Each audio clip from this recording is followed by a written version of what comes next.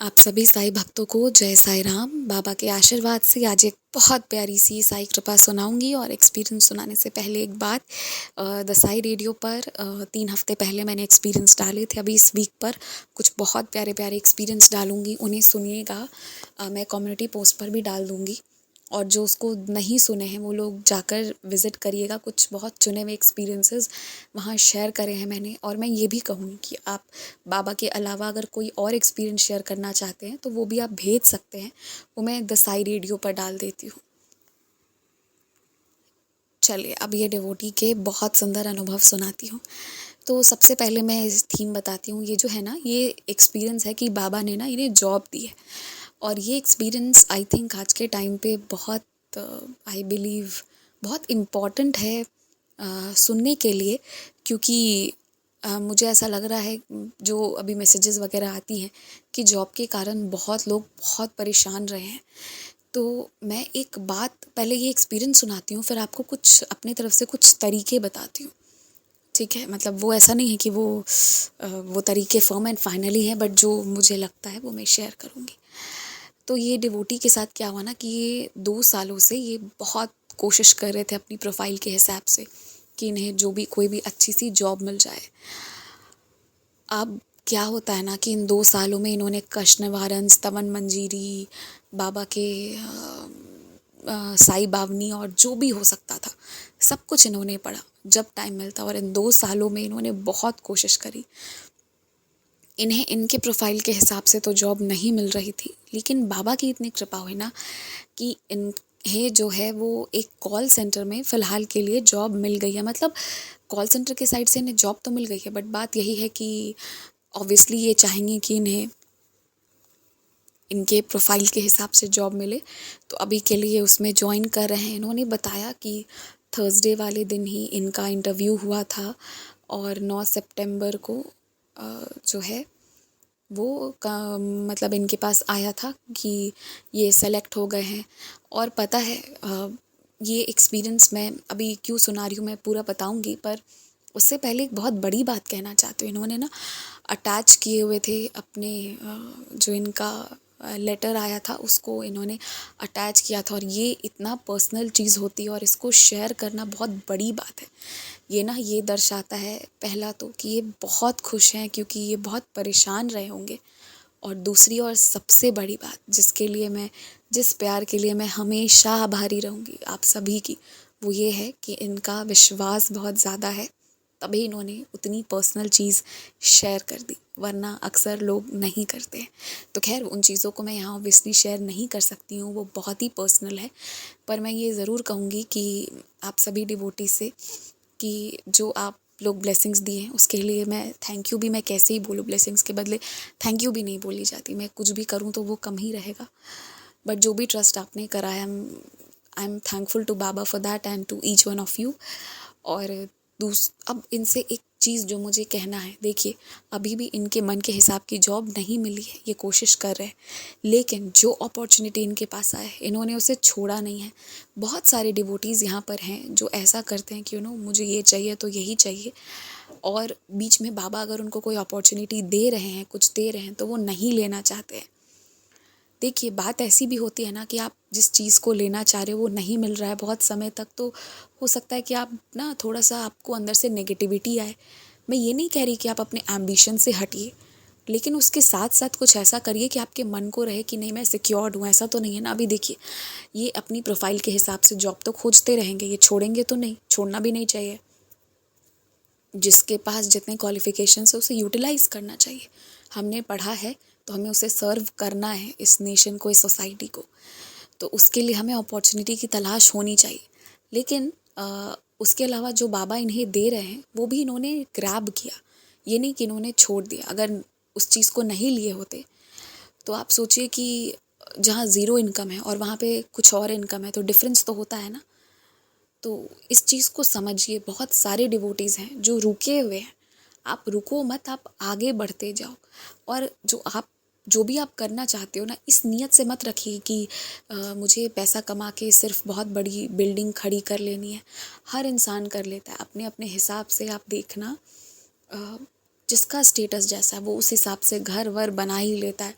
जिसके पास बहुत कम पैसे हैं वो साइकिल रिक्शा बाइक खरीदता है, जिसके पास थोड़े पैसे हैं वो कार लेता है, जिसके पास उससे भी ज़्यादा है वो थार लेता है और जिसके पास जिसे जैसा है, पर हर इंसान अपने स्टेटस के हिसाब से चीज़ों को ले लेता है। बात वो नहीं है, वो तो हो ही जाएगा, घर गाड़ी वो सब हो जाएगा। लेकिन अगर आपके इंटेंशन अच्छे हैं ना, कि आप लोगों को सर्व करना चाहते हो, आप चाहते हो कि आपने जो करा है ना उससे भला हो किसी का, यदि आपके मन में ये विचार है ना, तो फिर आपको ना सक्सेस मिलेगी। क्योंकि ना लोग अक्सर किसी भी पोजीशन पर सिर्फ अपने लिए पहुंचना चाहते हैं। मुझे काम करना है ताकि मुझे सैलरी मिले और ताकि मैं आईफोन ले सकूं, ये वाली चीज़ होती है। तो ये नहीं होना चाहिए।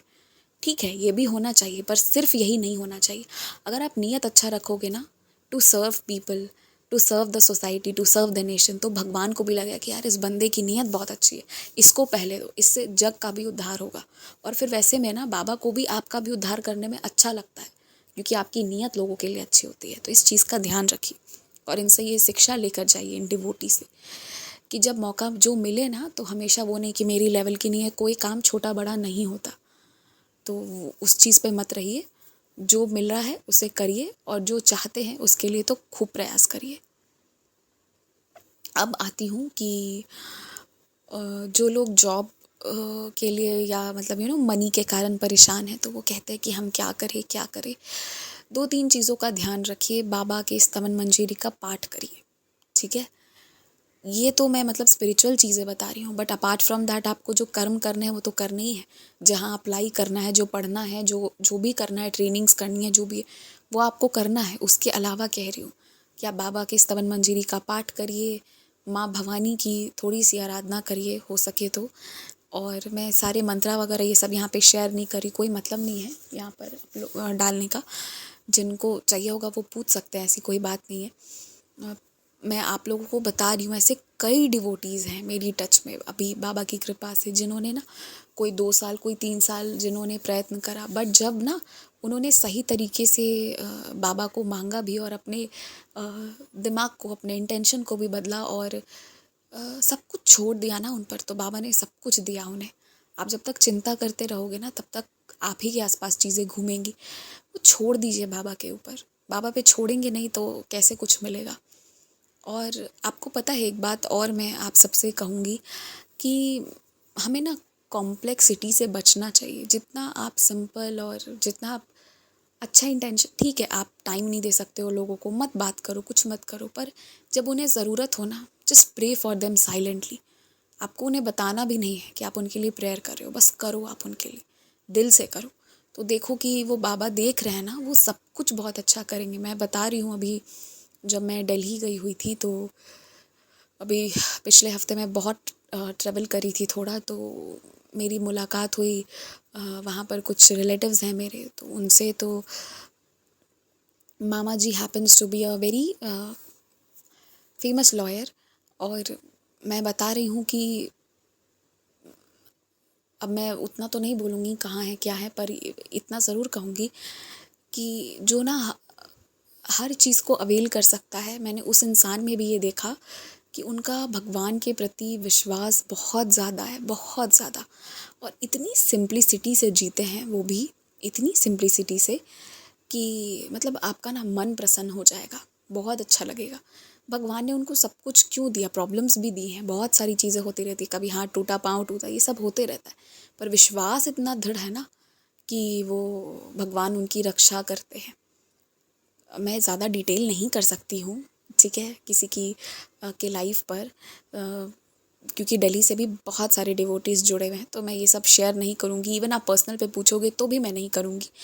लेकिन मैं मतलब आपको जो बताना चाह रही हूँ, जो आपके लिए ज़रूरी है, वो ये है कि ना आप अपनी नीयत ना सबके लिए अच्छी रखो, और अगर नहीं हो पा रही है तो बाबा से प्रेयर करो कि बाबा मेरे मन से ये गलत भाव को हटाइए। वो होना बहुत ज़रूरी है, तभी भला होगा। बुरा सोचेंगे, बुरा बोलेंगे, बुरा चाहेंगे दूसरों का, तब तक आप भी परेशान रहेंगे। लीव देम, या फिर उनको माफ़ करिए या छोड़ दीजिए बाबा के चरणों में। पर वो सबसे अलग हटिए और सरलता के साथ जीना शुरू करिए, ज़िंदगी बहुत सुंदर हो जाएगी। जय साईं राम। अगर आप भी हमारे साथ अपना कोई अनुभव साझा करना चाहते हैं या फिर कोई भी सवाल पूछना चाहते हैं या कुछ भी मैसेज करना चाहते हैं तो आप हमसे इंस्टाग्राम, ईमेल आईडी और व्हाट्सएप के थ्रू जुड़ सकते हैं। हमारी ईमेल आईडी है bandehaihamsaike@gmail.com। स्क्रीन पर ईमेल आईडी मेंशन की गई है। आप सबसे ये रिक्वेस्ट है कि काइंडली करेक्ट स्पेलिंग चेक कर लें। हमारी ईमेल आईडी में बंदे हैं हम में डबल ए है।